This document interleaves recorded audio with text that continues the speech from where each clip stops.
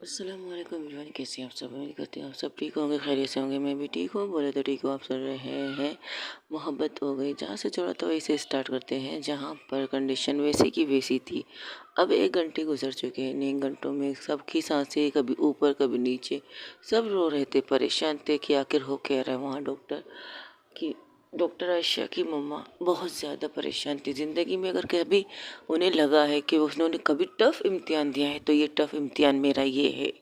तो उनको ये बेटियों ने संभाल रही थी, बहू एंड बेटी एक साथ संभाल रही थी। आयशा की सिस्टर एंड भाभी दोनों ही उसे संभाल रही थी। और बाहर आयशा उनकी मोम डैड से बात करके एक साइड में जाके खड़ी होकर रोने लगती है, जहाँ पर उसे नूर संभालती है, उसे गले लगाती है, कहती उन्हें कुछ नहीं होगा, होना भी नहीं चाहिए।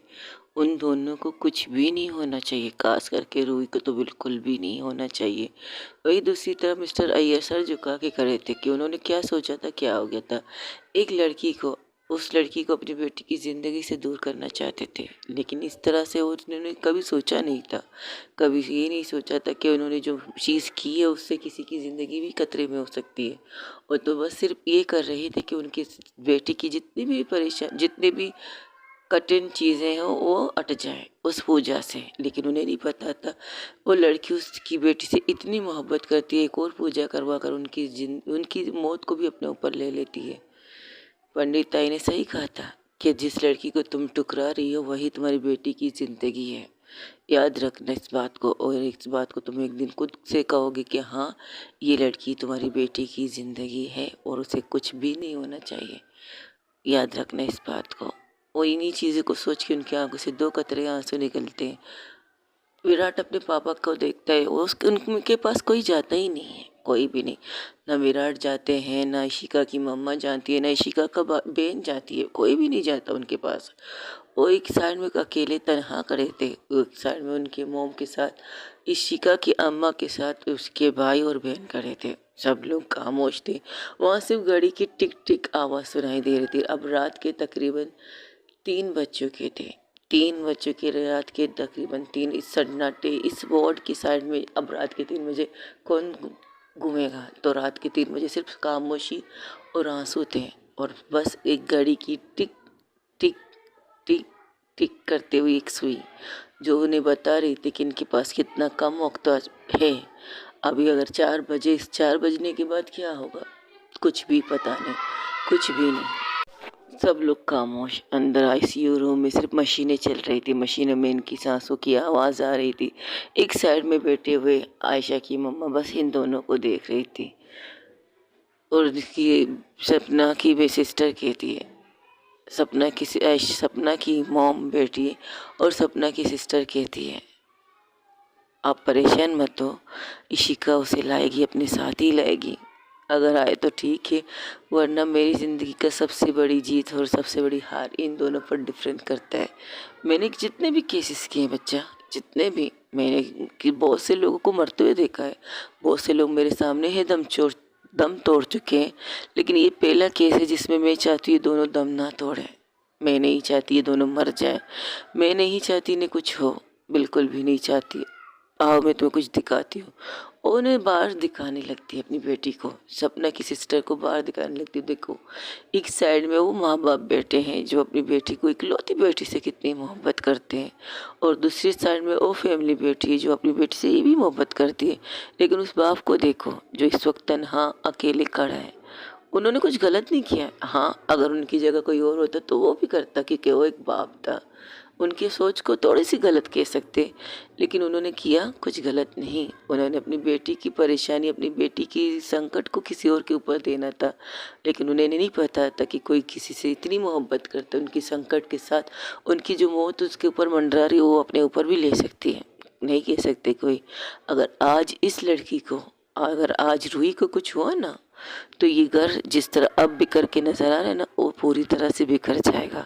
एक बाप तनहा रह जाएगा, एक माँ अपने हस्बैंड को माफ़ नहीं कर पाएगी, एक बेटी अपने बाप को माफ़ नहीं कर पाएगी, तो उस घर की सुकून कैसा रहेगा। वो माफ़ कर पाएगी शिका? कभी नहीं। अगर वो बच के आ गई ज़िंदगी की तरफ तो अकेले आ गई, तो इस अकेलेपंती में वो अपने बाप को कभी माफ़ नहीं कर पाएगी। सारी दारोमदार इस लड़की के ऊपर है, रूही के ऊपर है। रूही को कुछ भी हुआ तो सब कुछ ख़त्म, सब कुछ तबाह। याद रखना इस बात को। वो आते हैं रूही के पास, मुझे पता है कि तुम मुझे सुन रही हो, मुझे पता है तुम सब कुछ सुन रही हो, तो तुम्हें बता दूं, तुम्हारी मोहब्बत तुम्हारे पास में ही बैठकर अपनी सांसों को गिन रही है। आंखें तुम खोलोगी तो सांसें वो भी लेगी, अगर तुम आंखें बंद करोगी तो भी आंखें बंद करेगी। ये तो तुम्हें पता चल ही गया होगा, लेकिन एक और चीज़ तुम्हें बताना चाहती हूँ। शायद इसकी वजह से शायद तुम अपनी आंखें खोल दो। तुम्हें अपने मॉम डैड की तकलीफ नज़र नहीं आ रही ना, तो मत करो, कोई बात नहीं। लेकिन एक और फैमिली है जिससे तुम सबसे ज़्यादा प्यार करती हो ना, तो आई थिंक तुम उनकी फैमिली से भी प्यार करती होगी। तुम्हें बता दूं, इस वक्त इशिका की घर की सारी सुकून तुम्हारे हाथों में, उसकी खुशियाँ तुम्हारे हाथों में, उसकी ज़िंदगी की सब कुछ तुम्हारे हाथों में। एक डोर है जो तुम खींच सकती हो, तो वो डोर खींच के आओ बाहर। अगर तुम ना आ पाए ना, तो तुम कभी भी इशिका को कुछ नहीं देख पाओगे, और कभी शायद इशिका अपने बाप को बाप भी ना कह पाए। जो फ़क्र से अपने अप्पा अप्पा कहती है शायद उसे अपने फादर को, तो शायद वो कभी ना कह पाए। याद रखो इस बात को, अगर तुम्हें कुछ हुआ तो सब कुछ ख़त्म, सब कुछ तहस नहस हो जाएगा बच्चा। इसलिए वापस आ जाओ, हो सके तो वापस आ जाओ। अपनी शिका के लिए, अपने मोम डैड के लिए, उसके अम्मा पापा के लिए, सबके लिए वापस आ जाओ। अगर आ सको तो इन आधे घंटे में तुम्हारी सांसें, तुम्हारी कुछ ज़िंदगी, सब कुछ इम्पोर्टेंट है हम सब के लिए। हमें शिका की ज़िंदगी से ज़्यादा तुम्हारी ज़िंदगी की ख्वाहिश रख रहे हैं। पता है क्यों? क्योंकि हमें पता है कि तुम सांसें लोगी तो इशिका सांसें लोगी, तुम आंखें खोलोगी तो इशिका आंखें खोलेगी। तुम्हारे दिल की धड़कन नॉर्मल रहेगी ना, तो इशिका की भी दिल की धड़कन नॉर्मल ही रहेगी। याद रखो, अब तुम्हारे पास सिर्फ ये 20 आधे घंटे हैं। इस आधे घंटे में तुम्हें जो करना है करो, आना है तो आ जाओ, नहीं तो तुम्हें जो सही लगे वो करो। ये क्या करो, साइड में हो जाती है। ये कहकर जब साइड में होती है, नर्सों को छोड़कर बाकी सब लोग बाहर निकलते हैं। जितने भी डॉक्टर थे सब के सब, जब वो लोग बाहर आते हैं तो उनका सर झुका हुआ था। सपना की मम्मा की तरफ देखकर इस रूही की मम्मा ज़मीन पर बैठ जाती है और रोने लगती है। तो वो आती है अपने दोस्त के पास, उसे कहती है मैंने अपनी चीज़ें सब कुछ कर ली हैं, आज पहली दफ़ा तुमसे ये कह रही हूँ कि मैं इससे पहले वो कहती मैं आज गई हूँ तो वहाँ भागते हुए नर्स आकर कहती मैम पेशेंट आंखें खोल रही है। जैसे ही ये सुनते हैं, उन्हें नहीं पता कौन सी पेशेंट, बस नर्स आके कहती पेशेंट आंखें खोल रही है। बस फिर क्या था, सपना की मम्मा भागते हुए आईसीयू रूम के अंदर चली जाती है। वो सब जाने ही लगते हैं, लेकिन सबको रोक देती है नर्स, कहती अभी नहीं, सिर्फ एक पेशेंट ने आंखें खोली, दूसरी ने नहीं। जब ये सुनते तो सब लोग चुप हो जाते हैं। अब वो पेशेंट कौन है वो नर्स से पूछते हैं, लेकिन नर्स बिना कुछ कहे वो अंदर चली जाती है। जैसे अंदर जाती है तो देखती है रूही की बेड की साइड पे नहीं, इशिका की आंखें खुल रही थी। तो वो आशिक इशिका की साइड में आके खड़ी हो जाती है। तो इशिका जो कह रही है नहीं मुझे तुम्हारे साथ चलना है, मुझे तुम्हारे साथ चलना है, उसी तरह से बस यही चीज़ सुनाई दे रही थी। ऑक्सीजन मास्क उसके ने निकाल चुकी थी, तो वो आंखें खोल रही थी आराम आराम से। जब आंखें खोलती है तो सामने देखती है डॉक्टर्स को, डॉक्टर की टीम को अपने ऊपर देखा पाकर कहती रूही रूही रूही कहाँ है। जब ये कहती है तो वो सब चुप हो जाते हैं, क्योंकि इशिका ने ही आंखें खोली है, रूही ने नहीं। तो सब चुप हो जाते हैं, आंखें सर झुका लेती है। तो वो साइड में देखती कि वो कहाँ है। जब वो पूरी तरह से देखती कि वो कहाँ है, तो उसे लगता है ये रूम इशिका ने ये रूम तब देखा था जब रूही यहाँ थी। तो वो उन सबको हटाकर खड़ी होने की कोशिश करती। तो सपना की मम्मा आके कहती तुम्हारी बॉडी में एनर्जी नहीं, मेरी एनर्जी, मेरी सब कुछ, मेरी मोहब्बत है, मुझे उसके पास जाने के लिए किसी एनर्जी की ज़रूरत नहीं है आंटी। ये कहकर उन्हें साइड करती है। वो उठती है, अपने हाथ की नसें जो उसके नस में ड्रिप चढ़ रहे थे उन्हें निकालती, बेदर्दी से निकालती है।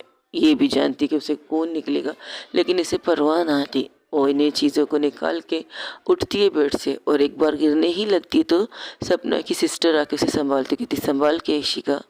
तो कहती दी मैं ठीक हूँ, बस मुझे उसके पास पहुँचा दीजिए, यही आपकी मेहरबानी होगी। लेकिन अगर आप नहीं भी करेंगे तब भी मैं गिरते पड़ते अपनी मोहब्बत के पास पहुँच ही जाऊँगी। आप छोड़िए, वो मेरे पास हर दफ़ा आई थी ना, अब मेरी बारी है हर दफ़ा उसके पास जाने की। ये के हुए वो वहाँ से आराम आराम से कदम बढ़ाती है। उसकी इतनी बॉडी में एनर्जी नाम की कोई चीज़ ही नहीं थी, लेकिन फिर भी वो कोशिश कर रही थी। जब पूरी तरह से आके उसके बेड के पास रुकती है तो घुटनों के बल बैठ जाती है, उसे पकड़ने की कोशिश करती है। सपना की के सोफे पर बैठ जाए तो कहती नहीं, मुझे यहाँ बैठना है, यहाँ से मैं इसे आराम से देख सकती हूँ और बात कर सकती हूँ। ये क्या करो, उसके आपने सीधे हाथ को ले जाकर उसके माथे पर रखती है और उसके कानों के पूरी तरह से पास आके कहती है, मुझे सज़ा देना चाहती हो ना, मुझे तड़पते हुए देखना चाहती है, जो तड़प मैंने तुम्हें दी है वो तुम देखना चाहती हो ना, तो उसके लिए भी तो तुम्हें आना पड़ेगा मेरी जान, उसके लिए भी तुम्हें आना पड़ेगा। आ जाओ ना यार, इस तरह तो मत करो, इस तरह तो मत तड़पाओ कि मैं मर रही हूँ लेकिन मर के भी नहीं मर पा रही हूँ। तुम मुझे ज़िंदगी तो दे रही हो, लेकिन मैं इस ज़िंदगी का करूँगी क्या, क्या करूँगी इस ज़िंदगी का, जब इसके ऊपर एक बोझ होगा इसके सर पर कि उसने उस इंसान की ज़िंदगी ली है जो उससे बेतनाशा प्यार करती है, बेतनाशा।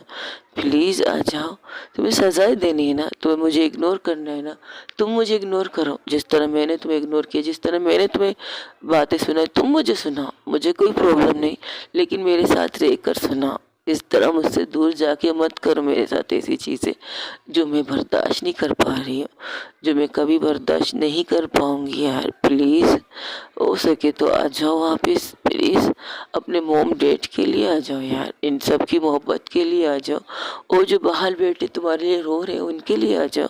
मुझसे ना सही, मुझसे मेरे लिए नहीं आना चाहती, तुम बताओ, मुझे कोई एतराज़ नहीं, कम से कम उनके लिए आकर तुम जिंदा तो रहोगी ना, मेरे दिल पर ये बोझ तो नहीं रहेगा कि तुम्हारी ज़िंदगी मैं लेकर घूम रही हूँ, बिल्कुल भी नहीं। और मैं तुमसे वादा करती हूँ अगर तुम्हें कुछ हुआ ना तो मैं अपनी इस ज़िंदगी को भी ख़त्म कर दूँगी। अगर मुझे मौत नहीं आई तब भी मैं मौत के डगार पर जाके खुद को खड़ा कर पाऊँगी, फिर भी ज़िंदगी की तरफ आई ना तब वो दोबारा अपने लिए मौत के लिए कोशिश करूँगी। मैं तुम्हारी तरह रुकूंगी नहीं, हर पल खुद को मारने की कोशिश करूँगी। एक न दिन मौत मुझे अपने बाहों में ले ही लेगा ना, जब मेरी कंडीशन देखेगा तो कहे मौत भी कहेगी ये तो मरने के लिए तैयार है, इसे इतना तड़पाना क्यों, तो वो सीधा मुझे अपने बाहों में लेकर तुम्हारे पास पहुंचा देगा। याद रखना मेरी इस बात को, अगर तुम्हें कुछ हुआ ना तो मैं यही करूँगी जो मैं कह रही हूँ। मैं तुम्हारे बगैर जी नहीं सकती, अब तो बिल्कुल भी नहीं जी सकती। जब मुझे ये पता चला है कि तुमने वो पूजा की है मेरे लिए, मेरी मौत को अपने लिए ले लिया और अपनी ज़िंदगी तुमने मुझे दी है, तो इस ज़िंदगी का क्या मैं अचार डालूंगी, इस ज़िंदगी को मैं करूँगी क्या, बताओ मुझे, करूँगी क्या इस ज़िंदगी का जो तुम्हारे बिन अधूरी है, जो तुम्हारे बिना सांस लेने में अधूरी है, जो तुम्हारे बिना कदम चलते हुए अधूरी है। बिल्कुल भी नहीं, चलना है तो तुम्हारे साथ चलना है, वरना नहीं। अगर तुम मुझसे पहले भी जाना चाहो मैं नहीं रोकूंगी, जाओ बिल्कुल जाओ, कभी नहीं रोकूंगी, लेकिन इसका ये मतलब नहीं है कि मैं तुम तक नहीं आ पाऊंगी। आऊंगी 1 साल बाद, 2 साल बाद, 3 साल बाद, कभी भी आऊंगी जरूर तुम्हारे पास। तुम्हारी ज़िंदगी कितनी होगी, तुमने मुझे लंबी ज़िंदगी दी है ना, मैं उस लंबी ज़िंदगी को कम से कम करती जाऊंगी, तकलीफ दूंगी खुद को, हर्ट करूंगी खुद को, इतना तल दूंगी, इतना दर्द दूंगी कि हाँ मौत भी मुझे गले लगा ले इस दर्द को देखकर। अगर तुम ना मिली तो कुछ भी नहीं, कुछ भी नहीं तो कुछ भी नहीं। प्लीज़ लौटाओ यार, I love you so much, please लौटाओ, बहुत प्यार करती हूँ तुमसे, प्लीज़ लौटाओ प्लीज़।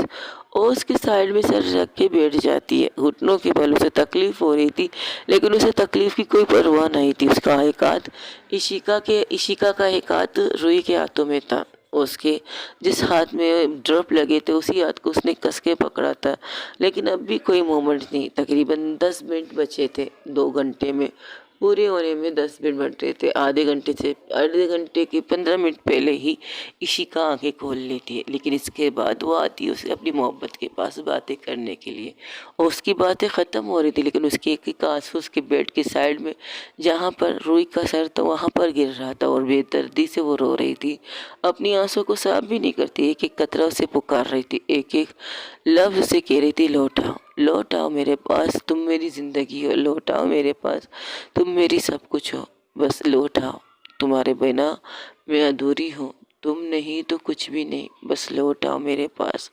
लौटाओ मेरे पास। ये लफ्ज़ जो बार बार रिपीट कर रही थी इशिका, और लफ्ज़ में उसके लिए तकलीफ़, और लफ्ज़ में उसके लिए दर्द। अब वहाँ पर सिर्फ आंसू की आवाज़ थी, रोने की आवाज़ थी, सिसकने की आवाज़ थी। वो आवाज़ जो सिर्फ स्लो ही थी, सिर्फ इशिका की आवाज़ रूही को सुनाई दे रही थी और किसी की आवाज़ नहीं। और आंसुओं में भरे हुए वो लफ्ज़ और कुछ नहीं। अब उसकी कुछ नहीं कह रही थी, लेकिन आंखें का आंसू गिर रहे थे, उसकी आवाज़ नहीं निकल रही थी, लेकिन रो रही थी वो। बिना खामोशी वाली आंसू थे वो, जो बह रहे थे लेकिन बिना आवाज़ के बह रहे थे। वो हिचकी ले रही थी, लेकिन उसकी हिचकी में वो दर्द और तकलीफ़ थी। एक पल ऐसा आया था कि उसे लगा था कि उसके हाथ को किसी ने पकड़ा है, पकड़ने की कोशिश कर रहा है। तो इस चीज़ को इग्नोर कर देती शिका। वो अपना सर झुका लेती, लेकिन जब हल्की हल्की उंगली की एहसास उसे अपने हथेली पर होती है, तो उसे ऐसा लगता है कि हाँ, उसकी ज़िंदगी उसके पास आ रही है। तो वो आंखें खोलकर उसके हाथ की तरफ देखती है, जो एक उंगली उसकी हिल रही थी, जो उसकी हथेली को टच करने की कोशिश कर रही थी। तो इशिका एक झटके से उठती है और उसके हाथ को कस के पकड़ के कहती है, हाँ हाँ, तुम हाँ हाँ हाँ, तुम आंखें तो खोलो। हाँ, हाथ को छोड़ो। हाँ, आंखें खोलो। तुम आंखें खोलोगी तो अच्छा है ना। देखो, तुम उंगली हिला रही हो ना, अब आंखें खोलो, प्लीज़ आंखें खोलो। और उठ के खड़ी हो जाती है, उसके बेड के साइड में बैठ जाती है। वो इतना बड़ा बेड था कि आराम से उसके पास बैठ जाती है। इशिका जब उसके चेहरे को पकड़ती है, उसके चेहरे को, दोनों गालों को पकड़ के कहती है, आंखें खोलो, आंखें खोल के बताओ कि तुम हो मेरे पास। आंखें खोल के बताओ कि तुम मुझसे नाराज़ हो लेकिन हो मेरे पास। शिकवा करना है तो लेकिन तुम हो मेरे पास। शिकायत करना है तो हो मेरे पास। दर्द देना है तो हो मेरे पास। हर्ट करना है तो हो मेरे पास। दूर रहना है तो हो मेरे पास। बस आंखें खोल दो। एक दफ़ा आंखें खोल के दिखो मेरी तरफ कि मेरी सांसें, मेरी ज़िंदगी, मेरा सब कुछ तुम्हारे लिए है, वक्फ हो चुकी है। प्लीज़ एक बार आंखें खोल दो। तुम्हारी आँखों की रोशनी को, मैं चमक को देखना चाहती हूँ, जो चमक मुझे देखते होता है, जो चमक मुझे ये बात का एहसास करवाता है कि मैं दुनिया की किसी भी कोने में चली जाऊँ, किसी भी कोने में खुद को छुपा लूँ, लेकिन तुम्हारी ये रोशनी, चमकदार आँखें मुझे कभी भी खुद से दूर होते हुए महसूस नहीं होंगी। अक्सर मुझे ऐसा लगेगा कि तुम्हारी ये दो आँखें जो खूबसूरत है, जो तुम्हारी खूबसूरती को बढ़ाती हैं, वो मुझे देख रही है। कहीं पर भी जाऊँ, तुमसे दूर रहकर भी तुम्हारे पास रहूंगी मैं, आई प्रॉमिस। बस आंखें तो खोल दो मेरी जान। हो गई है मोहब्बत तुमसे यार, तुम्हारी मोहब्बत को देखते देखते हो गई है। तुमसे पहले हो गई थी मुझे तुमसे मोहब्बत, लेकिन बताना नहीं चाहती थी। चीज़ें थी जो तुम्हें तकलीफ दे रही थी, कुछ चीज़ें ऐसी थी जो तुम्हें हक करने के लिए मुझे कह रही थी, तो क्या करती, लेकिन ना करते करते भी हो गई तुमसे मोहब्बत। इस मोहब्बत की कसम, अगर तू ना मिली ना, तो सारी ज़िंदगी को ख़त्म कर दूंगी मैं। इस मोहब्बत की कसम जो हो गई है मुझे तुझसे, कि तेरे होते हुए किसी और की हो नहीं पाऊंगी, कभी भी नहीं हो पाऊंगी, कतई नहीं हो पाऊंगी। इससे पहले कुछ कहती, उसकी आंखों से एक कतरा आंसू निकलता है रूही की आंखों से जब आंसू निकलता है तो वो सीधा जाता है इशिका के हथेली की साइड में, जहाँ इशिका ने अपने हाथ रखे थे, उसके हाथ के पुष्प गिरते हैं। तो वो अपने एक हाथ से उसे संभालती है और किसे कहती, यार इस तरह नहीं, इस तरह रोकर ये मत बताओ कि तुम हो मेरे पास, बिल्कुल भी नहीं। आंखें खोल के इन दुनिया वालों को, इन लोगों को बताओ जो इस वक्त तुम्हारे पास खड़े होकर तुम्हें चेक करना चाहते हैं कि हाँ तुम हो मेरे पास। उन्हें भी तो यकीन दिलाओ कि मेरी लफ्ज़, एक एक लफ्ज़ तुम तक पहुंच रही हैं, और इन लफ्ज़ों का जवाब तुम आंसू से नहीं, अपनी आंखें खोल कर दे दो। इतना ही कहना चाहती हूँ मैं। बस आंखें खोल लो मेरी जान। तुम जो कहोगी वो करने के लिए तैयार हूँ। लड़ना है ना तो एक साथ लड़ेंगे, सबके सामने लड़ेंगे, तुम्हारे मॉम डैड के सामने। अब मैं लड़के खड़ी रहूँगी लड़ने के लिए, अपने अब्बा के सामने खड़ी रहूँगी लड़ने के लिए, लेकिन नहीं, उनके सामने खड़े होने की ज़रूरत ही नहीं। बस मैं और तुम, हमारी दुनिया होगी और कुछ भी नहीं होगा, कुछ भी नहीं, चाहे कोई आए या ना आए, कुछ भी नहीं। इतना यकीन कैसे कर सकती हो ना मुझ पर कि मैं तुम्हें तुम्हारे पापा की तरह राजकुमारी नहीं, लेकिन अपनी राजकुमारी बना के ज़रूर रखूँगी। बस इतना यकीन कर लो मुझ पर। आंखें तो खोलो यार। जब वो ये बातें कर रही थी, उसकी आंखों से लगातार आंसू निकल रहे थे रूही के। हाँ, बस आंखें नहीं खोल पा रही थी, लेकिन उसकी आंखें ऐसी थी कि उसने ज़बरदस्ती बंद करने की कोशिश कर रही थी। अगर आंखें खोलेगी तो ये सपना लगेगा, और ये सपना को तोड़ना नहीं देखना चाहती। तो जब ये देखती है तो इशिका के चेहरे पर एक प्यारी सी स्माइल आती है और झुक के उसके माथे पर अपने होंठ रख के कहती है, सपना नहीं हकीकत है। तुम मेरी मोहब्बत हो, तुम मेरी ज़िंदगी हो, तुम मेरी इबादत हो, तुम मेरा सब कुछ हो, तुम मेरी दुनिया हो, तुम मेरी आखिरत हो, सब कुछ तुम हो मेरी। हो गई है तुमसे मोहब्बत, बस एक बार एहसास करके तो देख लो। सारी ज़िंदगी तेरे हाथ थाम के अगर गुजार ना दूँ तो बता देना मुझे कि तुम्हारे इशिका ने बुलाया तो सही, लेकिन तुम्हारे पास आने के लिए, तुमसे दूर जाने के लिए नहीं। मैं तुम्हें बुला तो रही हूँ तुझसे दूर जाने के लिए नहीं, तेरे साथ रहने के लिए, तेरे पास रहने के लिए, तेरे बाहों में गुजारने के लिए। बस एक बार लौट के तो आ जाओ कि सारी ज़िंदगी तुम्हारे साथ कदम से कदम चलने के लिए तैयार हूँ। एक बार लौट के तो आओ, तुमसे प्यार करने की इस हद तक जाने के लिए तैयार हूँ जिस हद तक तो तुमने कभी सोचा ही नहीं था। तुम्हारी मोहब्बत तुमने दिखा दी, अब मुझे मेरी मोहब्बत को दिखाने का वक्त आ चुका है। तो लौट आओ मेरे पास कि मैं तुझे बता सकूँ कि कितनी मोहब्बत करती हूँ तुझसे मैं। लौट आओ मेरे पास प्लीज़। और जब ये आखिरी लफ्ज़ कहती प्लीज़, तो इशिका के माथे को इशिका अपने माथे को रख कर अपनी आंखें बंद कर लेती है। तकरीबन 1 मिनट बाद जब वो एहसास करती तो उसकी आंखें खुलती हुई देखती है। इशिका कुछ देखती नहीं, बस उसे अपने फोrehead के साथ उसकी फोrehead को टच करके आंखें बंद करके उसके ऊपर झुकी थी। जब नर्स ये देखती कि मरीज अपनी आंखें खोल रही तो डॉक्टर की तरफ कुछ कहना चाहते थे तो डॉक्टर से रोक देते हाथों के इशारे से, और सिर्फ देख रहे थे उन दोनों को। और ये भी देख चुके हैं कि रूही अपनी आंखें खोल रही है। रूही आहिस्ते आहिस्ते अपनी आंखें खोल रही है और वो आंखें खोलते हुए जब खुद के ऊपर इशिका को देखती है तो चुप हो जाती है। उसकी आंखों से आंसू बह रहे थे। तब वो क्या करती, जो उसका हाथ था, जो ड्रिप वाला हाथ था, वो आराम आराम से उठाने की कोशिश करती, लेकिन उसके अंदर भी इतनी एनर्जी तो थी नहीं, क्योंकि 24 घंटे से एक बेड पर रहना it's not was easy task, but होती है इस बेड पर। तो वहाँ से सपना की सिस्टर आगे बढ़ती है, जो हाथ बार बार उठाने की कोशिश कर रही, जो नहीं हो पा रहा था। सपना खुद से उसके हाथ को ले जाकर उसके पीठ के पर रखती है इशिका के, और इशिका की पीठ को आराम आराम से सहलाने लगती है। जैसे ही इशिका को ये एहसास होता है कि उसकी पीठ पर किसी ने अपना हाथ रखा है तो अपनी एक झटके से आंखें खोल देती है। जब आंखें खोलती है तो देखती है रूही आंखें खोल कर उसे देख रही थी। तो जिस तरह से उसे देखती है तो एक पल के लिए इशिका की सांसें रुक जाती है।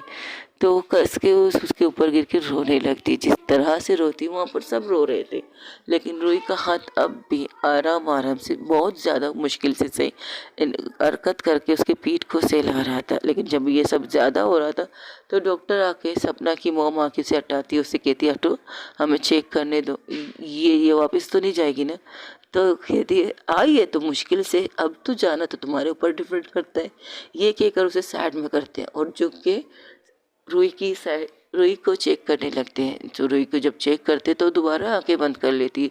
तो इशिका डर जाती है, वो फिर से आके कहती ये आंखें क्यों बंद कर ली, इसने आंखें क्यों बंद कर ली, बताइए ना मुझे प्लीज़। तो उसकी दी उसको पकड़ के एक साइड पर उसी बेड पर जाके लिटाती जिससे वो उतर के आई थी। अब रिलैक्स रहो, तुम भी खतरे से बाहर हो और तुम्हारी मोहब्बत भी खतरे से बाहर है, तुम दोनों ठीक हो। लेकिन दीदी उसने आके क्यों बंद कर ली फिर से, वो मेडिसिन का असर है बेटा, उसे फिर से होश आ जाएगा।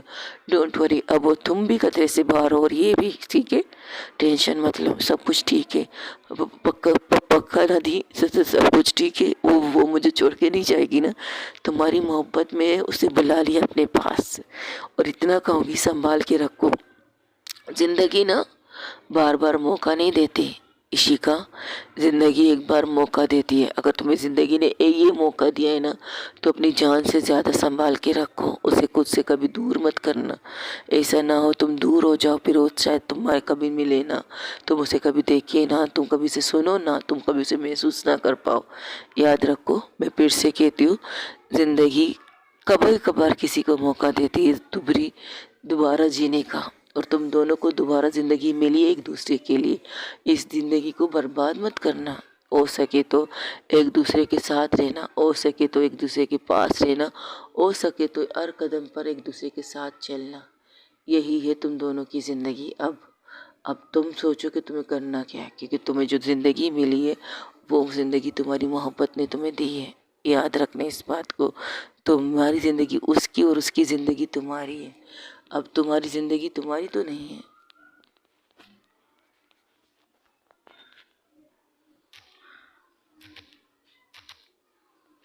जिस तरह तुम्हारी ज़िंदगी अब तुम्हारी नहीं रही और रूही के नाम हो चुकी है, और रूही की ज़िंदगी रूही की ना रहकर इशिका के नाम हो चुकी है। अब तुम्हारे जिस्म पर तुम्हारा हक नहीं है, रूही का हक है, क्योंकि तुम्हारा जिस्म रूही की ज़िंदगी है और तुम रूही की ज़िंदगी को खतरे में नहीं डाल सकते। उसी तरह रूही तुम्हारी ज़िंदगी को खतरे में अब कभी नहीं डाल सकती। संभाल के रखो खुद को और यहाँ लेट जाओ। वो आँखें खोलेगी ना, बिल्कुल खोलेगी। उसके हाथ को बैंडेज करने लगती है। ये आप क्या कर रही हैं? जो पागलपंती तुमने की उसे रोक रही हैं, ब्लडिंग ज़्यादा ना हो जाए। तुम दोनों को खून देते देते ना दूसरों के खून की कदर कर लो थोड़ा सा। अच्छे खासे ब्लड सड़ चुके हैं कि क्या मतलब किस किस का खून चढ़ा है हम पर। एक बोतल आयशा ने दी है, एक बोतल आयशा की दोस्त ने दी है, एक बोतल आयशा की एक बोतल सपना ने दी है। तुम्हारा खून और सपना का खून एक जैसा है, तो संभाल के रखो। मेरी बहन का भी कुछ हक है तुम पर। तो उसके चेहरे पर हल्की सी स्माइल आती है और उसे इंजेक्शन पुश करने लगती। तो कहती ये इंजेक्शन ताकि तुम रिलैक्स रह सको थोड़ी देर के लिए। डोंट वरी, जब तुम आँखें खोलोगी तो तुम दोनों ठीक एक दूसरे के पास होगी, आई प्रॉमिस। सच में, बिल्कुल सच में। या इसी रूम से तो निकलने तो दो और बाहर जाके मुझे उन्हें खुशखबरी तो देख सुनाने तो दो। कोई भी आया नहीं कि विंडो से देखे कि किसकी आंखें खुली है, कोई भी नहीं आया है। सब लोग डर के मारे एक साइड में बैठे हुए हैं। अभी ये खुशखबरी हमें तो देनी पड़ेगी ना कि दो आशिकों ने जंग जीत ली है। दो मोहब्बत करने वालों ने जंग जीत लिए। एक दूसरे को दूर जाने का जंग, एक दूसरे के पास आने का जंग जीत चुकी है। तो ये खुशखबरी तो हमें देनी पड़ेगी ना। तो इशिका के चेहरे पर एक बहुत प्यारी सी स्माइल आ जाती है जब सपना की बहन ये कहती है, लेकिन थोड़ी देर बाद उसकी आंखें बंद होती हैं।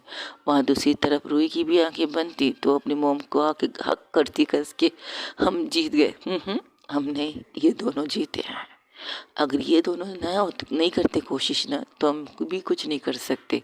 तो ये दो मोहब्बत जीते हैं, दो मोहब्बत जो एक दूसरे से बेतहाशा प्यार करते हैं, वो जीते हैं। चलो बाहर जाके ये खुशखबरी देते हैं। तो वो बाहर निकलती, सब लोग खामोशी से सिर्फ उस दरवाजे के सामने देख रहे थे। कोई उठने में किसी में इतनी हिम्मत नहीं कि आके पूछे किसे होश आया है, किसकी आंखें खुली है, किसी में हिम्मत नहीं थी।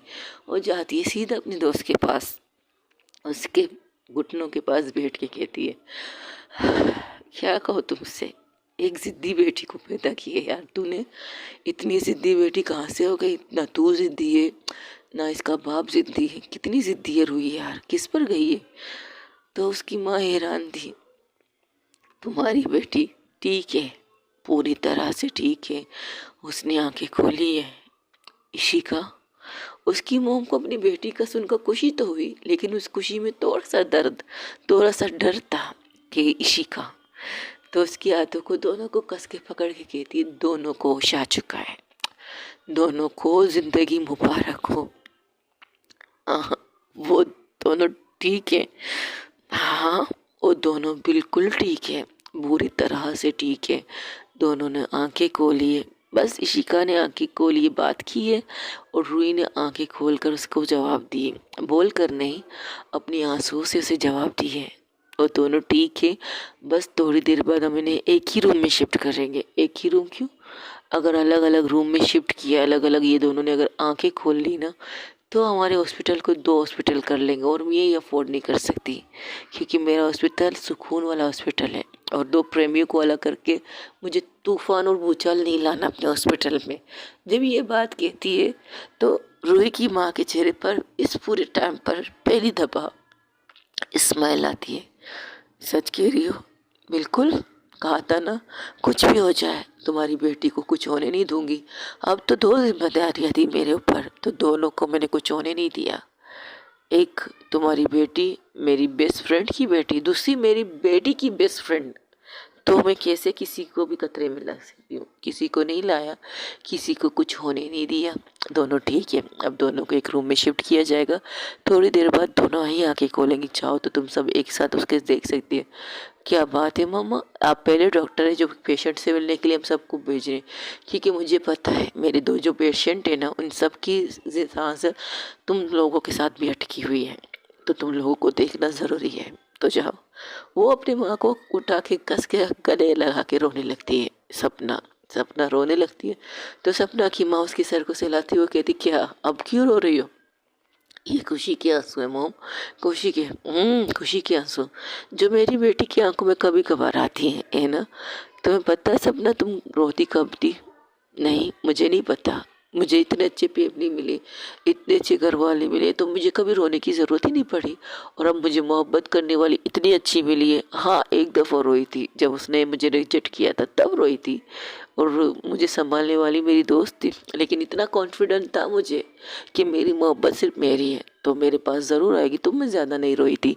लेकिन आज जो कसम मेरी दोस्त ने पूरी की है ना, ज़िंदगी भर याद रखूंगी मोम। ये दोनों बहुत बुरे हैं, बहुत ज़्यादा बुरे हैं। उन्होंने हमारी हालत ऐसे की है जैसे कि बिन पानी मछली करते होती है मछली की हालत, वैसे की इन दोनों ने हम सब की हालत। लेकिन चलिए ठीक है, माफ़ कर देते हैं, लेकिन मैं नाराज़ रहूँगी इशिका से। इतनी बड़ी बात उसने मुझसे छुपाई थी, इतना दर्द उसने खुद अकेले सहा था।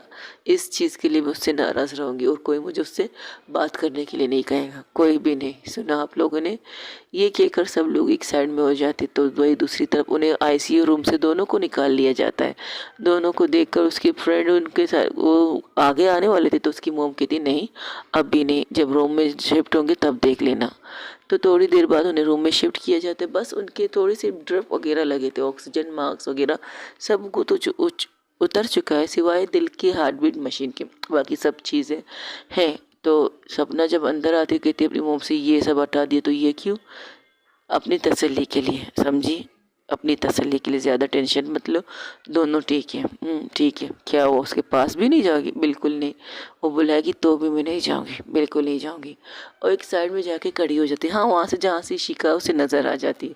तो सपना इशिका को देखते हुए सपना एक साइड में जाके खड़ी हो जाती है। वहाँ पर दूसरी तरफ सब लोग कमरे में आ जाते हैं सिवाय मिस्टर अय्यर के। इशिका की फैमिली आके इशिका की साइड में बैठ जाती है, लेकिन इस तरह बैठती है कि वो रुई को भी देख सके। उसी तरह से रुई की फैमिली भी करती है और रुई के पास आके बैठती है। तो दोनों तरफ से उसे घेरा लेकर, तो तकरीबन आधे घंटे बाद जब रुई आंखें खोलती है तो अपनी मोम डैड को तरफ देखती है, तो उसकी मोम उसे कस के मारने ही वाली थी, तो अपनी आंखें बंद कर लेती है। उसे लगा कि अभी उसे पड़ चुकी है, लेकिन जब आंखें खोलती है उसे लगा 5 मिनट बाद जब उसे एहसास होता है कि उनके हाथ उनके गाल को सहलाने के लिए थे, तो उसकी आंखों से 2 कतरे आंसू निकल गए। 2 कतरे जो उसकी मोम ने खुद से समेट ली और कहने लगी, इतनी मोहब्बत हो गई, हमारी मोहब्बत इतनी कमज़ोर हो गई और उसकी मोहब्बत इतनी पावरफुल हो गई कि तुमने हमारे लिए भी नहीं सोचा। तब रुई कुछ कहने लगती है तो उसके पापा कहते हैं, ज़्यादा बातें मत करो, बस चुप रहो और इस एहसास को जीने दो कि तुम्हें कुछ नहीं हुआ है। तब फिर भी रुई कहती है, आई एम सॉरी, मैंने कुछ गलत नहीं किया है, मैंने प्यार किया है मोम। आप ही से तो सीखा है प्यार करना और प्यार को निभाना, आप दोनों से सीखा है, तो मैं कैसे पीछे हटती? और मुझे आपका नाम भी तो खराब नहीं करना था। ये कह के वो अपनी मोम डैड की तरफ देखती है, तो इसके मोम डैड एक साथ इसके माथे पर प्यार करके कहते, तुमने हमें डरा के रख दिया। वो कुछ कहना चाहती थी तो सिर्फ इतना कहती, परेशान मत हो, तुम्हारे पास है। कि क्या मतलब मेरे पास है? जैसे ही वो साइड में देखती तो वहाँ पर उसके इशिका के मोम डैड तो नज़र आते, लेकिन इशिका नज़र नहीं आती। तो आंखें खोल के इससे लगता है कि शायद मैंने उस दिन उस टाइम पर सपना देखा था। तब उसकी माँ उसके सर को सहलाती कहती, नहीं तुमने सपना नहीं देखा था। इशिका की माँ के उसके सर को सहलाती है, तुमने सपना नहीं देखा था, जब तुमने आंखें खोली थी तो तुम्हारी मोहब्बत तुम्हारे पास थी बच्चा, तो अब क्यों नहीं है? अब वो कहाँ है? ज़्यादा परेशान मत होना, जब तुम उसे इस कंडीशन में देखो ज़्यादा पैनिक भी मत होना। कि क्या मतलब इस बात का? आप कहना क्या चाहती है अम्मा? तो ये केस उसकी जब मुँह से अम्मा सुनती तो उसके चेहरे पर स्माइल आती है। तो वो लोग इसी तरह हटते जिस तरह पर साइड पे जहाँ इशिका बेड पर लेटी थी। उसने अभी तक आंखें नहीं खोली थी, लेकिन रुई ने आंखें खोली थी। जब रुई उस साइड में देखती तो डर के बैठने लगती तो उसकी माँ उसको पकड़ के कहती रिलैक्स, कुछ नहीं हुआ है उसे, बस ठीक है, थोड़ी सी नींद में है। वो यहाँ क्या कर रही है, उन्हें क्या हुआ है। तो वहाँ से एक नाराज़ वाली आवाज़ आती है, हाँ जो कांड तुम दोनों कर रहे हो ना, उसकी वजह से हम लोग यहाँ पर हो गए, तुम लोग वहाँ पर हो। जब ये आवाज़ सुनती तो साइड में देखती है जहाँ पर सपना खड़ी थी, उस सपना की साइड में खड़ी थी नूर। नूर तो कुछ कह भी नहीं रही थी, उसकी तरफ देख नहीं रही थी। तो कहती इन्हें क्या हुआ है, ये दूर क्यों खड़े हैं। तो उसके अंश कहता है वाह रे वाह मोहब्बत, अपने दोस्तों को भूल कर ये कह रही है कि इन्हें क्या हुआ है। अरे बता दे, ये समय सपना अपनी दोस्त शिका से नाराज़ है और नूर मैडम तुमसे नाराज़ है, ये मुझसे क्यों नाराज़ है। भाई ये नाराज़ होने की वजह तो तुम्हें अच्छी तरह पता होनी चाहिए। तुमने अच्छा प्लान किया है वैसे, इस सब रुई बहुत अच्छा प्लान किया तुमने, किस तरह से दो प्रेमी को बिठा कर खुद अकेले चली जाना। तुमने तो वादा किया था कि तुम अकेले नहीं जाओगी, अब में से किसी एक को अपने साथ लेके जाओगी। अगर नूर नहीं तो अंश, अंश नहीं तो अजय, अजय नहीं तो बेबो, इन तीनों में से तो किसी एक को तो अपने साथ लेके जाने वाली थी ना तुम। तो चुप हो जाती है और सर झुका लेती, तो कहती हाँ यही चीज़ देखना था कि तुम्हारा सर झुकते हुए कैसा लगता है। अगर तुम्हें ये सब करना था तो कर लेती, तो हम भी तुम्हारे साथ होते ना, कम से कम तुम्हें उस कंडीशन में संभाल लेते जिस कंडीशन में तुम थी, जिस कंडीशन में शायद तुम अपने मॉम डैड को दिखाना नहीं चाहती थी, उस जगह पर तो हम तुम्हें संभाल सकते थे ना। लेकिन तुमने ये किया, फिर आके पानी के टब में जाके बैठ गई। भाई वाह, हाँ सब ठीक, मैं सैल्यूट करती हूँ तुम्हें और क्लैप करती हूँ तुम्हारे लिए। ये अंश तंज वाली आवाज़ में कहकर ताली मारने लगता है। तो रूही कहती ये देखो ये कुछ ज़्यादा ही हो रहा है, हाय ये कुछ ज़्यादा ही हो रहा है। हमें नहीं लगता हमने कुछ ज़्यादा ही कहा है। वो उठेंगी क्या, नहीं वो नहीं उठ सकती, प्लीज़ मुझे उनके पास ले चलो। अच्छा कैसे ले चलें ज़रा बताना, अगर वो नहीं आ सकती तो मेरे बेड को तो उनके पेट के साथ टच तो कर। ए हेलो, ये रोमांटिक रूम स्वीट रूम नहीं है जहाँ तुम लोग दोनों एक दूसरे को हक करने का सोच रहे हो। शराफत से यही लेट रहो, बड़ी आई बेड को तो टच करके दिखाओ। उसके पास जाना चाहती हो, खुद आके खोल लेगी, टेंशन किसी बात का है। वैसे हम उनसे नाराज़ है हम भी, और तुमसे भी तो नाराज़ है, फिर भी तुमसे बात कर रहे हैं, गनीमत समझो। ऐसे तो मत बोलो प्लीज़, नूर मेरे पास नहीं आओगी। तो जब भी तब भी जवाब नहीं देती, तो कहती बाप रे इनका गुस्सा एक तरफ, अब मैंने कैसे मना। तो उसकी मम कहती ये तो तुम्हारा कसूर है, अब तुम्हें कैसे मनाने तुम देखो। तब डॉक्टर वाकई आके कहते हाँ अगर आप तो लोगों का हो गया है, अपने बच्चों से मिल चुके हो, तो आई थिंक आप लोगों को घर जाना चाहिए। उसकी मॉम कुछ कहने ही लगती है, तब सपना की मोम आके उसका हाथ पकड़ के कहती है 24 घंटे से तुम लोग यहाँ हो, इस 24 घंटे में बहुत कुछ हुआ है, इस तरह से तुम लोग ट्रस्ट ले चुके हो, काना तक नहीं खा चुके हो। आई थिंक अब तुम लोगों को घर जाना चाहिए। इन्हें इनके दोस्तों के हवाले कर दो ना, छोड़ दो इन्हें, इनको नाराज़ दोस्त थे, उन्हें मनाना है उन्हें मनाने दो। क्यों तुम लोग बुरी हो, बुरी आत्मा की तरह उनके ऊपर सर मंडरा रही हो। आंटी ऐसे तो मत कहे, मेरे मोम डैडी आएंगे, मस्का मत लगाओ बच्चा, क्योंकि जो तुमने लगाया ना वो काफ़ी है हमारे लिए। सॉरी डैड, सॉरी मॉम, लेकिन मैंने तो आप इसे, हाँ बस बस बस फिर से रिपीट मत करना, प्यार करना आप इसे सीखा है, लेकिन हमने एक दूसरे के प्यार में इस हद तक जाने का कभी सोचा नहीं था। लेकिन हाँ लगता है वारिस में तुम्हें मिल चुका है हमारी चीज़ें। चलो कोई बात नहीं, लेकिन अब तो कुछ करोगी तो नहीं ना। मैंने कुछ किया भी नहीं मॉम, मैंने जो कहा था जो कुछ मेरे साथ होगा मेरा होगा, मैं खुद से कुछ करूँगी नहीं। मैंने वादा किया है आपसे कि मेरी जान सिर्फ उनकी नहीं है, मेरी जान आप लोगों के लिए भी है, इम्पोर्टेंट है। हाँ लेकिन एक पल के लिए मैं कमज़ोर हो गई थी उनकी मोहब्बत में, लेकिन फिर दूसरी पल मुझे ताकत मिल गई आप लोगों की वजह से।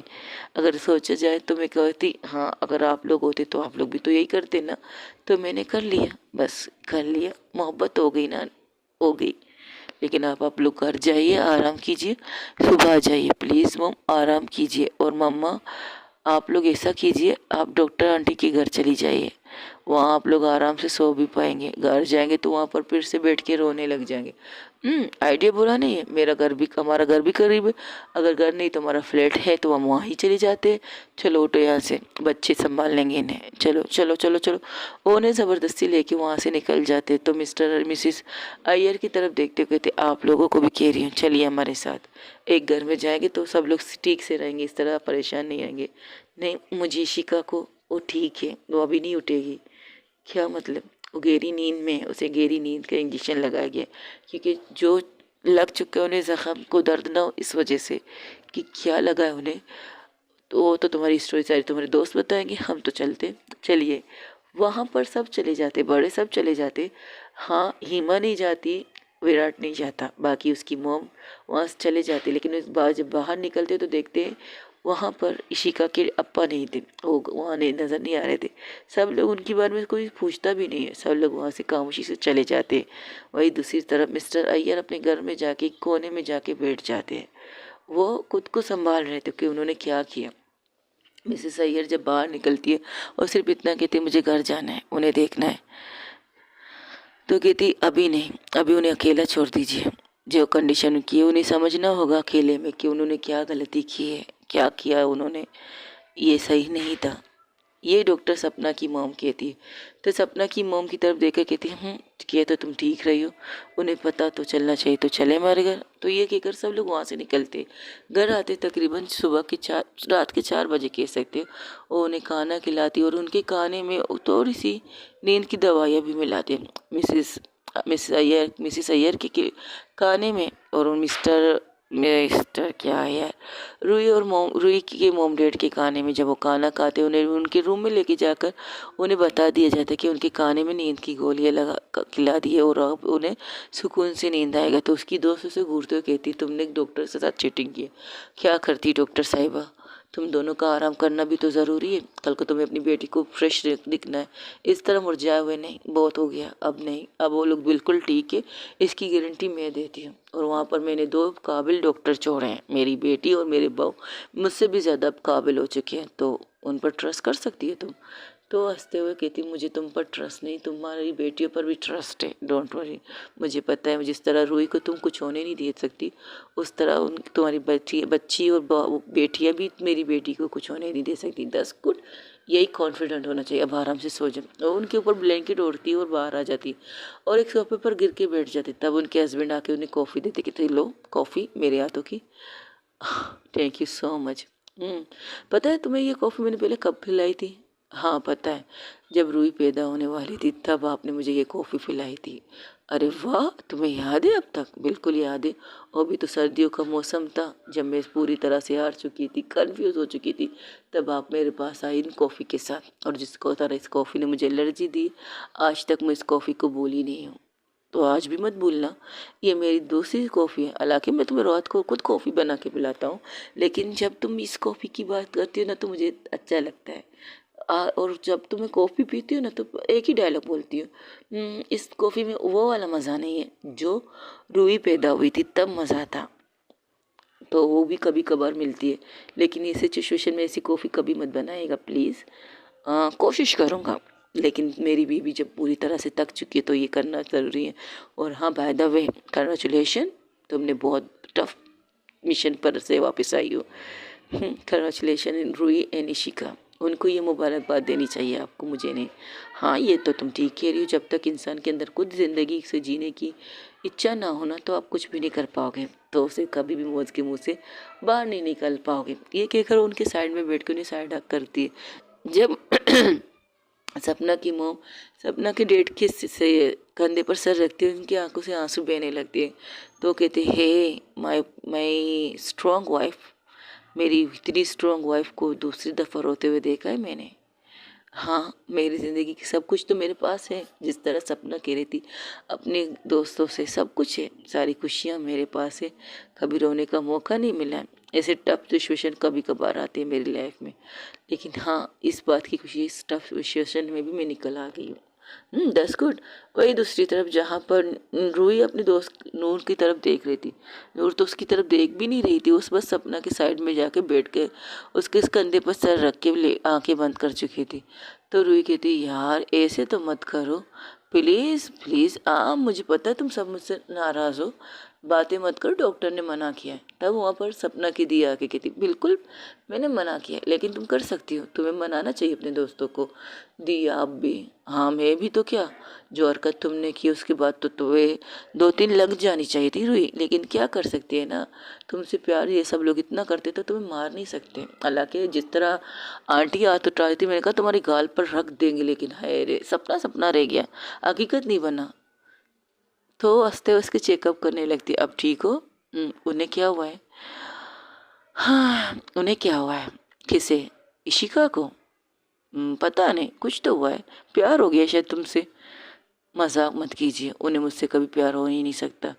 अरे बाप रे बाप, इतनी डायलॉग बोल कर उसने तुम्हें उठाया है और तुम्हें अब भी लगता है कि उसे प्यार नहीं हो सकता? क्या बोल के उठाया उन्होंने मुझे? मेरी आंखें खुद से उठी, ऐसा लग रहा था मम्मा मॉम डैड ज़्यादा रो रहे हैं और मुझे उनके लिए जीना होगा, उनके लिए ही जीना है। वैसे बाय द वे बता दूं मैं तुम्हें, जो तुम सोच रही हो वो भी सही है कि तुम्हारे मॉम डैड बहुत ज़्यादा रो रहे थे, लेकिन जिसकी वजह से तुमने आंखें खोली ना, वो उस साइड पे लेटी हुई है और उसे बैंडेज वगैरह तो तुम देख रही हो और भी एक नॉर्मल बात है, लेकिन जो तुमने किया है उसका उलट उसने किया है। कि क्या मतलब उलट उसने किया है? तुमने कौन सी पूजा की है रूही? अब जब ये सवाल पूछती है सपना की दी तो रूही चुप हो जाती है। तो उसके साइड में जो चेयर थी उसे कसीट का करीब ला के बैठ जाती है और उसके पास बैठ के दोनों हाथों को फोल्ड करती है और उसके पीछे उसकी भाभी भी खड़ी थी, तो चुप थी। तो वो कहती मैं तुमसे पूछ रही हूँ रूही, तुमने ऐसी कौन सी पूजा की है जिसके बाद तुम्हारी कंडीशन इतनी ख़राब हो गई कि तुम्हें नहीं पता तुम कब तक बेहोश थी? तुम्हें बता दूँ तुम कब तक बेहोश थी? 24 घंटे हैं। तुम्हें पता है इन 24 घंटों में कितने सेकेंड होते हैं, कितने मिनट होते हैं, कितने घंटे होते हैं? 24 घंटे। ये 24 घंटे किस तरह बीती है ये हम सबको पता है, किस तरह हम रोए, किस तरह तड़पे। हम तो डॉक्टर थे, हम लोगों ने खुद को संभाल लिया था, लेकिन तुम्हारी मॉम डैड का सोचो। तुम्हारे मॉम डैड जिस कंडीशन में तुम्हें लाए थे यहाँ पर ना, मेरी मॉम लाई थी, तो जो उनकी तरफ देखने लगती। हाँ जिस दिन तुमने ये हादसा किया था, क्या उस दिन क्या था, क्या दिन था? संडे। Sunday 10 good. और तुम्हें तो पता है संडे के दिन मॉम आती है तुम्हारे घर पे, तुम्हारी मॉम के साथ पूरा दिन गुजारती है। संडे को हमारी मॉम हमारी नहीं रहती, तुम्हारी मॉम की हो जाती है, याद है ना तुम्हें? तो चुप हो जाती। नाश्ते से लेकर डिनर तक वो लोग एक दूसरे के साथ होते हैं, ये भूल गई तुम लोग भी तो होते हो अपने दोस्तों के साथ संडे के दिन। याद है? तो जिस दिन मेरी मॉम ने तुम्हें उस दिन देखा तो उनकी कंडीशन क्या थी, मैं तो हैरान थी। तुम वो लड़की हो जिसके लिए मेरी मॉम बहुत ज़्यादा सीरियस है। तुम्हें थोड़ी सी भी लग जाए ना तो सबसे पहले मेरी मॉम भाग के जाती है, क्योंकि तुम सेंसेंट क्या कहते, वो ऐसी बच्ची हो जो बीमार रहकर बीमारी को कुछ ज़्यादा ही अपने ऊपर ले लेती है। ऐसी बच्ची हो तुम, बिल्कुल वैसी बच्ची। और तुम्हारा एक छोटा सा जख्म भी हम बर्दाश्त नहीं कर सकते, और तुमने इतना बड़ा फैसला कर लिया किसी की मौत को खुद के ऊपर लेना, कि ये सही था? तो तुम्हारी मोहब्बत में तुम्हारे मॉम डैड कहाँ गए, आ गए? कहाँ से आ गए, कहाँ चले गए? सॉरी आए नहीं, चले गए।